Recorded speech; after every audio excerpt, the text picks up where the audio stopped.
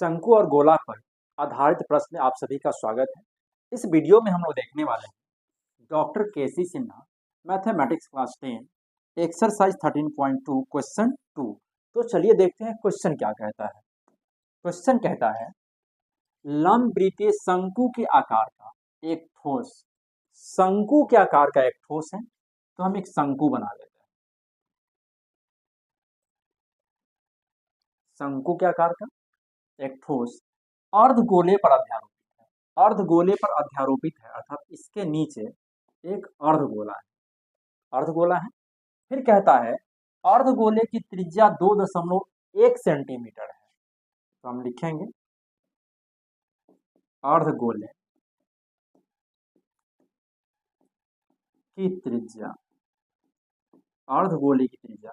अच्छा, यहाँ जो अर्धगोला का त्रिज्या और जो शंकु का त्रिज्या दोनों समान होगा, ऐसा इसलिए क्योंकि शंकु अर्धगोला पे ही अध्यारोपित है, तो यहाँ r बराबर हो जाएगा 2.1 सेंटीमीटर और शंकु का त्रिज्या यह भी r बराबर हो जाएगा 2.1 सेंटीमीटर। हम दोनों को स्मॉल r ही मान लिए, ऐसा इसलिए कि दोनों का त्रिज्या एक समान है। फिर कहता है ऊंचाई 4 सेंटीमीटर है, इसका जो ऊंचाई है, ये शंकु का जो ऊंचाई है ये h बराबर 4 सेंटीमीटर है, h बराबर 4 सेंटीमीटर। फिर आगे क्वेश्चन कहता है उस ठोस को पानी में बेलनाकार टब में इस प्रकार रखा जाता है कि पूरा ठोस पानी में डूब जाता है। ये जो ठोस है यह पूरा ठोस पानी में डूब जाता है। एक बेलनाकार ठोस है जिसमें इस बर्तन को रख दिया गया, जिसमें यह ठोस डूब जाता है और ये पूरा पानी से भरा हुआ है, ये पानी से भरा हुआ है।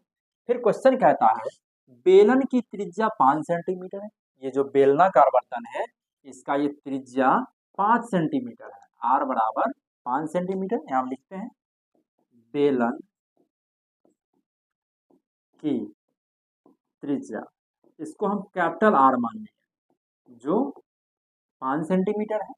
फिर कहता है ऊंचाई 9.8 सेंटीमीटर, ये जो बेलन का जो ऊंचाई है ये h, इसे कैपिटल H लिखते हैं, जो 9.8 सेंटीमीटर है। तो सबसे पहले हम इस ठोस का आयतन पता करेंगे और यह जो ठोस है यह शंकु और अर्धगोला से मिलकर बना है। तो पहले हम लिखेंगे शंक्वाकार ठोस का आयतन, शंकु आकार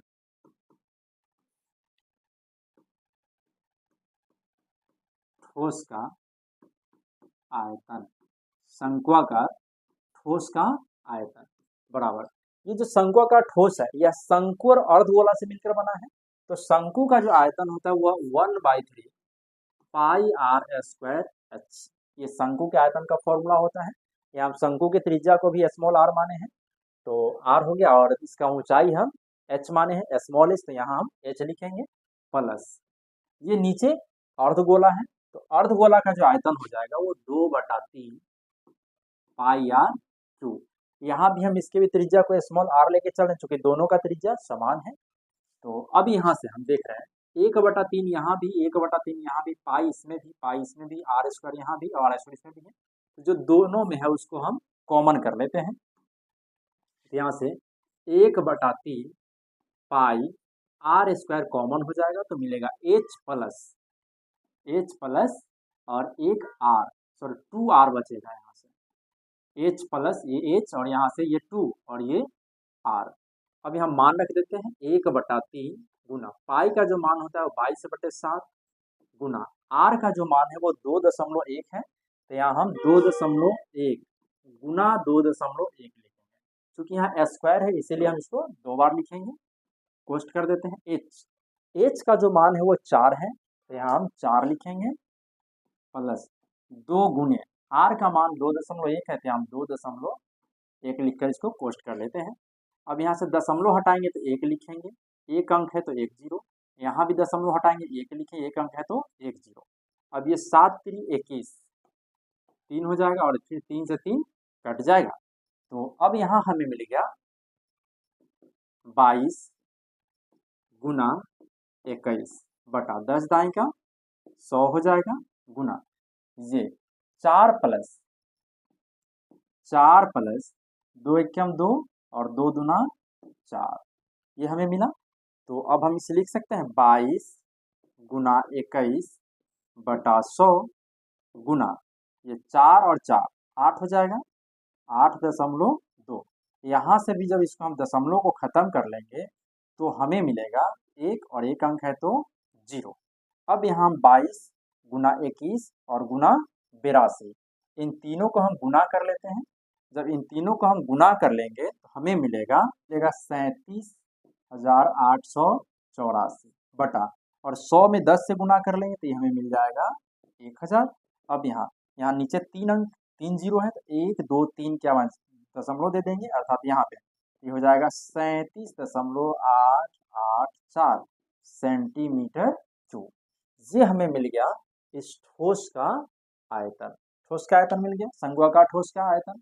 अब हम क्या करते हैं, क्योंकि ये बर्तन बेलनाकार है तो इसके लिए हम बेलन का आयतन निकालेंगे। लिखेंगे बेलन